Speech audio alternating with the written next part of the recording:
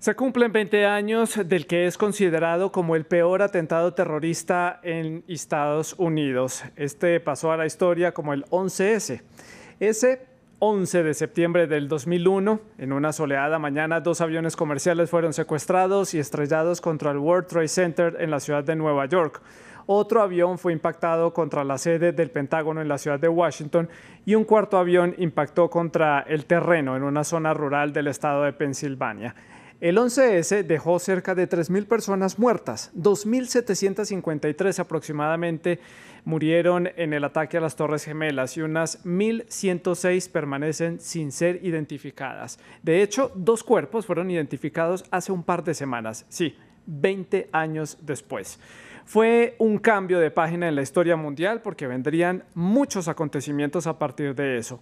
Buena parte del planeta apoyó a Estados Unidos en su lucha contra el terrorismo que llevó a la invasión de Afganistán para capturar al líder de Al-Qaeda, Osama Bin Laden, quien murió en un operativo militar en el vecino Pakistán. Por 2 décadas, Estados Unidos estuvo presente en ese país asiático en una incursión militar que terminó, como lo reportábamos hace unas semanas, en medio de controversias, disgustos y la mirada atenta del planeta entero. ¿Qué tanto cambió el planeta? ¿Es más seguro tras la lucha contra el terrorismo emprendida por Estados Unidos? ¿En qué cambió este país norteamericano? ¿En qué cambió Medio Oriente? ¿En qué cambió el mundo musulmán, particularmente Irak y Afganistán? ¿Qué hay de los grupos terroristas en la actualidad? El presidente de Estados Unidos, Joe Biden, afirmó que iba a firmar un decreto que ordena desclasificar los documentos hasta ahora secretos sobre la investigación que fue realizada por el FBI sobre estos ataques. Estos podrían darnos muchas luces para tratar de encontrar algunas respuestas a tantas preguntas que hay después del 11 de septiembre. Hoy en el debate de France 24, 11S, los atentados que sacudieron el mundo. Bienvenidos, soy Santiago López González y para analizar este tema hemos invitado a Susana Mangana, directora de la Cátedra de Islam de la Universidad Católica de Uruguay. También es analista política internacional. Ella se encuentra en la ciudad de Montevideo, en la capital uruguaya. También está con nosotros Richard Downey, él es militar retirado del Ejército de Estados Unidos, experto en seguridad internacional y doctor en relaciones internacionales. Él se encuentra en Redondo Beach, en el estado de California.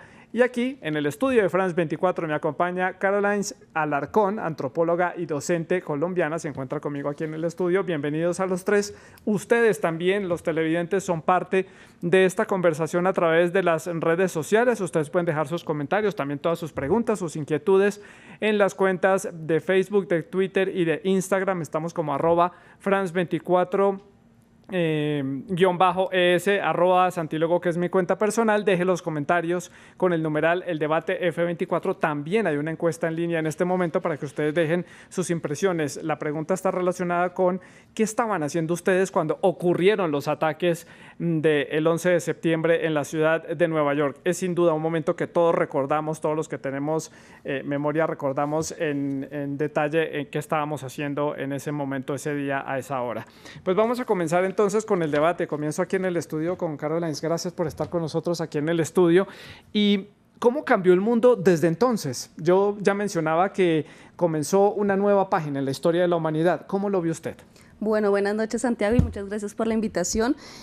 Respondiendo a la pregunta de la encuesta, yo estaba en la Universidad Nacional cuando sucedieron los ataques, lo recuerdo claramente, y en ese entonces no era musulmana. Y precisamente fueron los ataques los que me llevaron y me condujeron a conocer del Islam, y creo que eso pasó mucho en el mundo musulmán. Tuvimos un gran aumento de las personas que fueron a mezquitas, que fueron a lugares. Hoy en día se encuentran muchos testimonios de musulmanes que fueron buscando hasta venganza en algunos casos en Estados Unidos y terminaron siendo musulmanes o terminaron por lo menos conociendo más de la religión. Entonces para nosotros como comunidad cambió en el aumento que tuvimos y como en ese contacto que pudimos establecer con ese otro mundo que en ese momento era desconocido, ¿no? Muchos de nosotros no habíamos escuchado nada sobre el Islam o sobre el mundo musulmán antes del ataque del 11 de septiembre. Entonces, digamos que hubo un diálogo posterior a eso que de muchas maneras enriqueció el intercambio de civilizaciones. Sí. Para América Latina y para nuestro continente americano es una religión que no es muy común, no es la religión predominante y es una cultura tal vez muy lejana por la historia que hemos tenido, por la influencia más europea y de otras zonas del mundo y tal vez por eso el contacto se ha demorado en suceder o no es tan extenso o tan extendido como se ha sucedido con otras religiones. Paso a preguntarle a Susana su punto de vista allí en la capital uruguaya. ¿Cómo cambió el mundo desde entonces, desde su perspectiva, Susana? Bueno, yo creo que el 11 de septiembre, buenas noches Santiago, un gusto compartir contigo y con los compañeros contertulios y con toda la audiencia. Creo que realmente se construyó un nuevo enemigo, pero el 11 de septiembre fue un parteaguas, fue un antes y un después de ese fatídico día, de esos atentados en Estados Unidos y creo que cambió plenamente el concepto de las relaciones internacionales, pero también a nivel de relaciones humanas, ¿no? Todo lo que significó luego el término seguridad transnacional. Y para Richard Downey en Redondo Beach, en California, sus impresiones, ¿cómo cambió el mundo a partir de esa fecha? Muchas gracias, Santiago. Es un placer estar con usted y los otros compañeros. No, de verdad, fue un episodio terrible. Para que todos sepan, este ataque, el 9/11, fue la primera vez que se había atacado a Estados Unidos desde la Segunda Guerra Mundial, en el ataque contra Pearl Harbor. Entonces fue en el suelo territorio nuestro, fue dramático para nosotros. Entonces hubo una reacción tremenda, hubo como resultado de esas acciones que nosotros tomamos después de este ataque, hubo éxitos y hubo una serie de cosas que fueron reconocidos como fracasos, de verdad. Pero algunas buenas y algunas cosas malas, pero estamos aquí. Paso a preguntarle aquí en el estudio a Caroline. Ella nos contaba que a partir del 11 de septiembre comenzó a mostrar su interés por la religión islámica y por el mundo musulmán. ¿Cómo fue tomado a lo largo de estos 20 años este tipo de acontecimientos sucedidos en Nueva York, vistos por la comunidad internacional como un atentado terrorista? ¿Cómo se ve desde la comunidad musulmana? Bueno, pues ciertamente fue muy duro, en especial para los hermanos que vivían en Estados Unidos. Se ha retratado mucho en películas, de pronto en Mi nombre es Han se muestra mucho cómo tuvieron que dejar de usar el hijab, la barba, muchas de las formas que mostraban exteriormente que eran musulmanes para evitar ataques.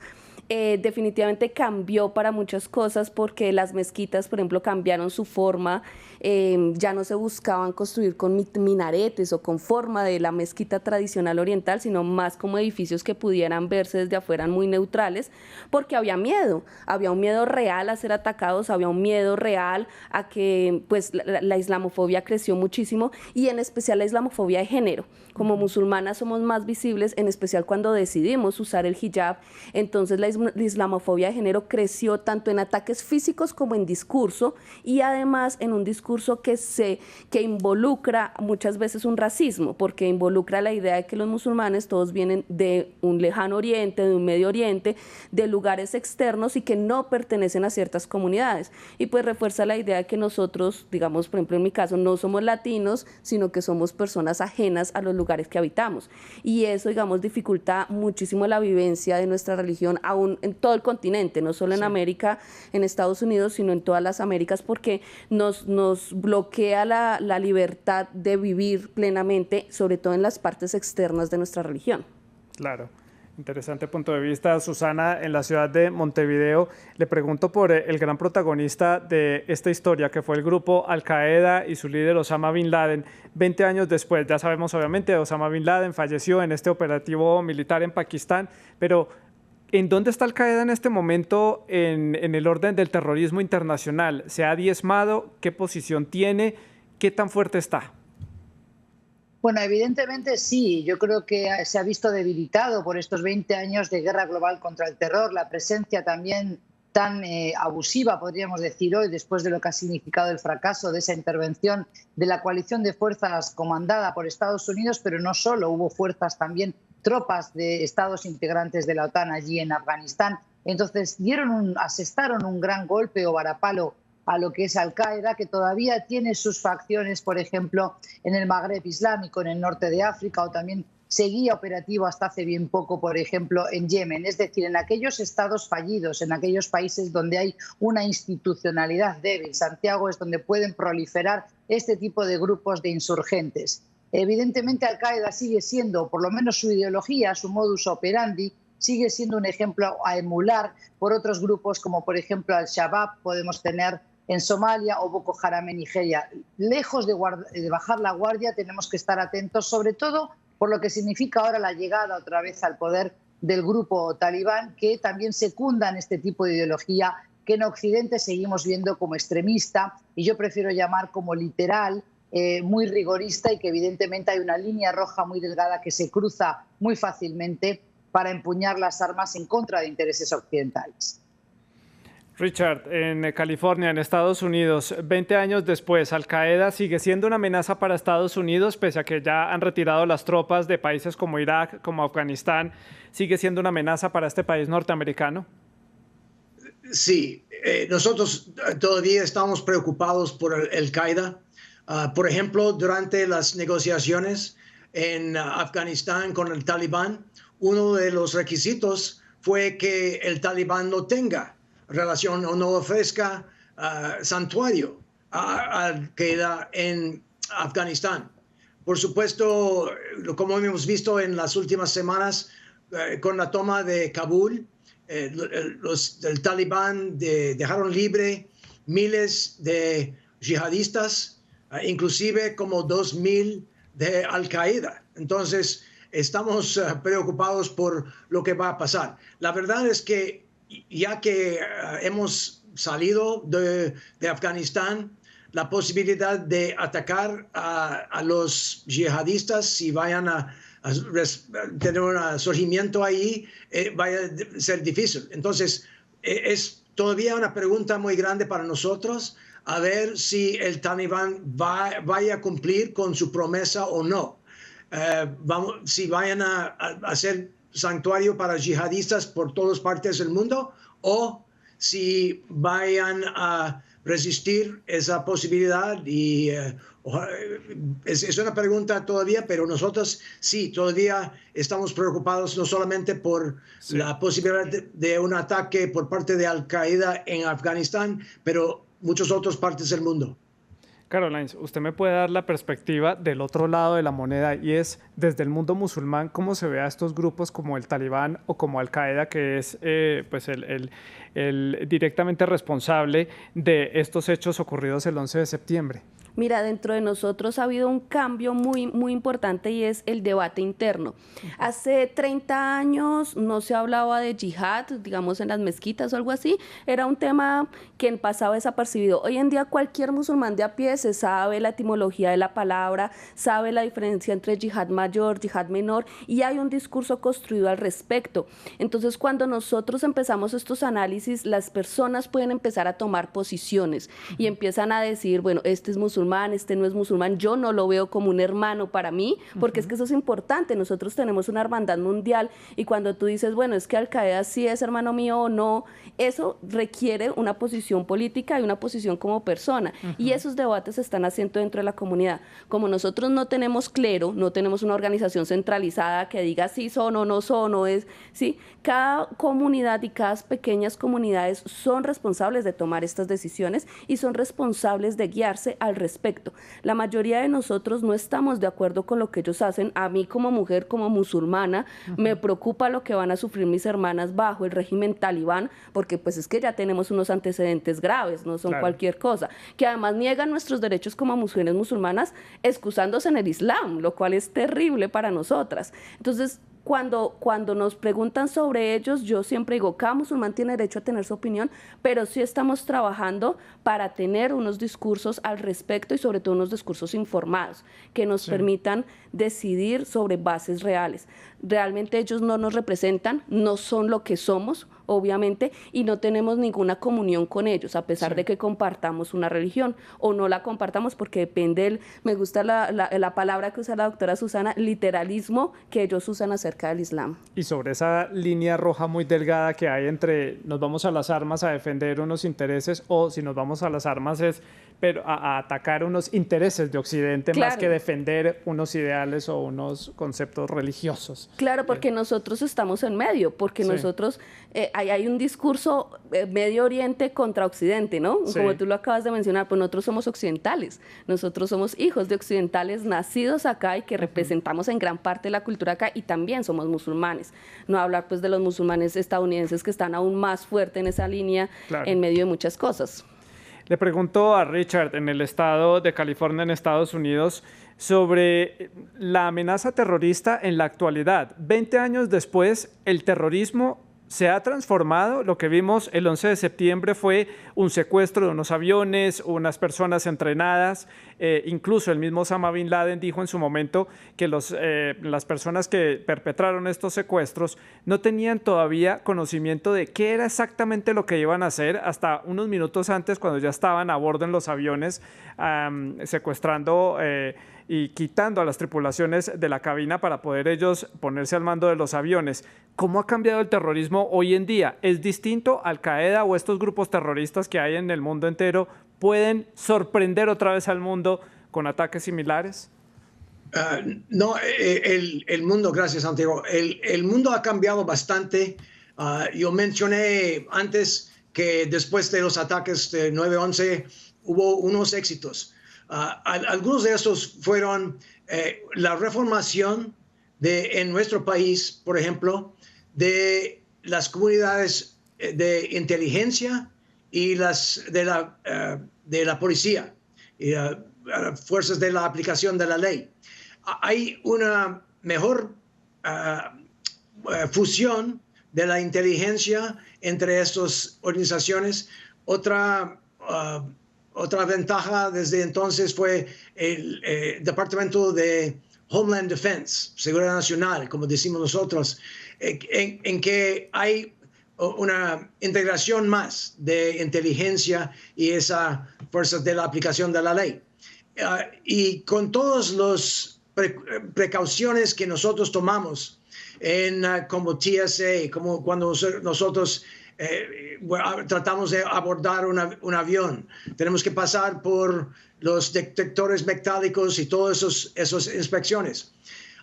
Hoy en día la posibilidad es bastante grande, es diferente desde entonces, se ha cambiado, pero no es decir que no haya la posibilidad de que vaya a tener otro ataque de un tipo novato. Pero de todos modos, en nuestro país, otra forma de terrorismo importante es el terrorismo doméstico. Es esa parte, pero lamentablemente es otra parte que nosotros tenemos que enfrentar. Sí.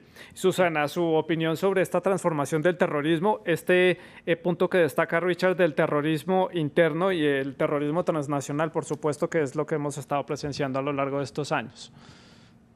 Sí, correcto. O sea, Estados Unidos tiene un gran problema con ese terrorismo interno, con los grupos también extremistas que residen en territorio estadounidense, con el tema de las armas, que prácticamente en cada domicilio, en cada casa estadounidense hay armas por doquier, ¿verdad? Con lo cual ese es un problema de la idiosincrasia norteamericana, podríamos decir. En cuanto al terrorismo transnacional, tenemos distintos grupos. Hoy se asocia ese terrorismo y el fundamentalismo, una palabra que, recordemos, nace con las iglesias protestantes justamente de Estados Unidos, pero se asocia hoy indefectiblemente con el mundo musulmán. Y sin embargo, yo coincido con la invitada en piso, Caroline, cuando dice que ellos están en el medio. Yo diría las primeras víctimas del terrorismo transnacional de base islamista siguen siendo también musulmanes, es decir, tanto en Irak como en Siria, de otros grupos como por ejemplo Hezbollah o el propio Hamas, que también castigan muy duro a sus poblaciones. ¿Qué hacer entonces en este momento? Yo creo que la Unión Europea, como también OTAN, como el propio Estados Unidos, se encuentran un poquito a la espera de ver qué va a pasar en Afganistán con los talibán, y mucho me temo que la pandemia no ayudó a reactivar la coordinación entre los servicios de inteligencia. Hay un matiz también.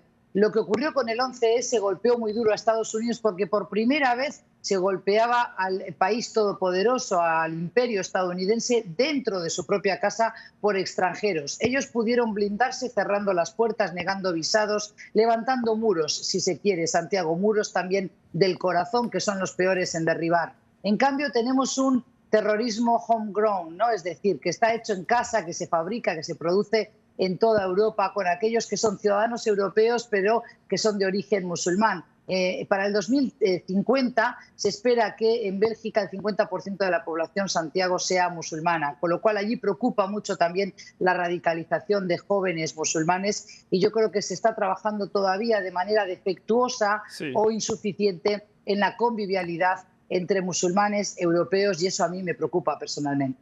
Susana, ya vamos a tocar ese tema, pero quiero preguntarle por Estados Unidos. Usted mencionaba hace unos minutos que Estados Unidos, a partir del 11 de septiembre, construyó un enemigo a nivel internacional, y prácticamente la política de Estados Unidos estuvo enfocada durante estas 2 décadas en Afganistán y en esa guerra contra el terrorismo. Ahora, ¿quién es el enemigo de Estados Unidos? ¿A quién se va a inventar ahora entonces para seguir este juego bélico a nivel internacional?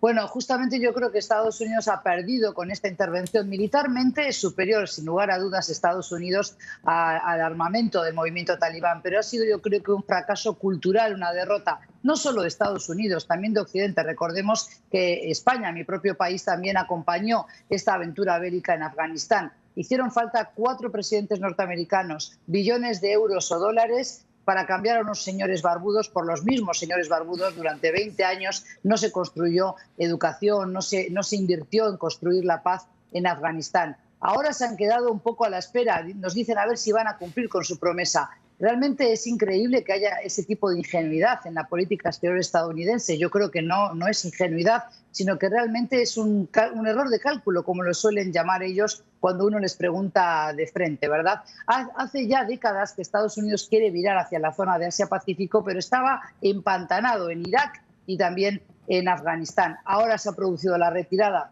parcial de Irak, pero sobre todo de Afganistán, pero quedan otros conflictos en Oriente Medio, como la guerra en Siria sin fin, la guerra de desgaste en Yemen. Entonces habrá que ver quién va a ser ese nuevo enemigo, pero ahí coincido con el colega Richard, que está hablando desde Estados Unidos. Yo creo que todavía la amenaza de grupos que instrumentalizan la fe del Islam y que no actúan de acuerdo a las Sagradas Escrituras, pero manipulan el buen nombre de Alá, ¿verdad? Y tocan la fibra sensible de muchos jóvenes musulmanes, algunos enajenados de su sociedad, otros sin oportunidades, como los propios jóvenes de Afganistán. Creo que todavía tendremos que estar atentos a qué viraje va a tener ese terrorismo de base islamista.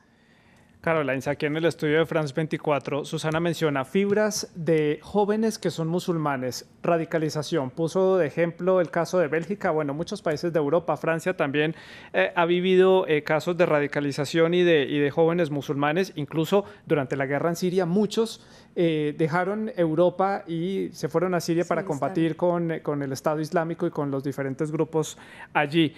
¿Cómo se entiende esto desde el lado musulmán, desde el lado de su cultura, de su religión, estas radicalizaciones y esta respuesta que se da militar en nombre del Islam, en nombre de la religión? Bueno, nosotros hemos estado haciendo mucho debate al respecto, porque hay que entender que las comunidades en Estados Unidos y en Europa son diferentes que las latinas y las que se pueden encontrar en África o en Asia, por ejemplo. La radicalización de los jóvenes, en especial en Europa, tiene que ver mucho con el desprecio de esa sociedad hacia lo que ellos son, porque son ciudadanos que crecieron allí, que muchos tienen su ciudadanía europea, pero además tienen estas raíces de países de mayoría islámica y no son aceptados en ningún lado ni en el otro. Están en unas medias aguas que no les permiten crear identidades positivas y al contrario se refuerzan es hacia lo negativo y hacia el no soy de allí, no pertenezco allí, y buscando una identidad propia es donde se radicalizan, porque buscando una identidad propia creen que encontrando un brazo armado o encontrando un grupo armado pues van a encontrar grupo social, que es lo que muchos jóvenes necesitan y de lo que muchos jóvenes carecen. Por eso hoy en día las mezquitas en Europa se están enfocando en programas juveniles. Hay muchas mezquitas que abrieron canchas de diferentes deportes, no sé, se están haciendo muchas actividades que en un pasado no se hacían porque se está buscando regresar a esa comunidad digamos, a buscar sus raíces, pero de una manera positiva y desde la identificación identitaria positiva. Nosotros, digamos, acá en América Latina tenemos una migración importante árabe que muchos de ellos perdieron sus raíces, ¿no? En Colombia tenemos migración desde los años 50 y muchos de estos hijos, inclusive nietos de migrantes, están regresando a las mezquitas hoy en día como centros de interés, como centros comunitarios y como centros de formación, porque eso también es importante. La radicalización viene de la ignorancia. Y de la ignorancia no solo de las bases del Islam, sino de la lengua árabe, del Corán, de nuestra propia historia.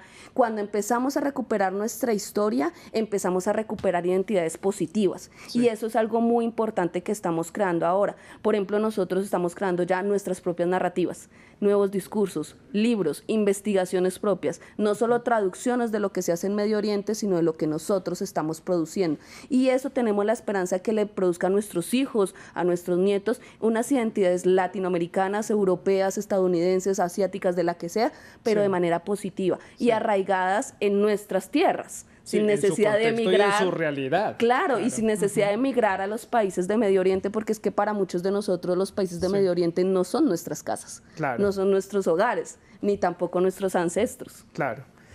Richard, retomo también otra de las palabras que dijo Susana en su última intervención sobre este error de cálculo de Estados Unidos con el retiro de las tropas de Afganistán.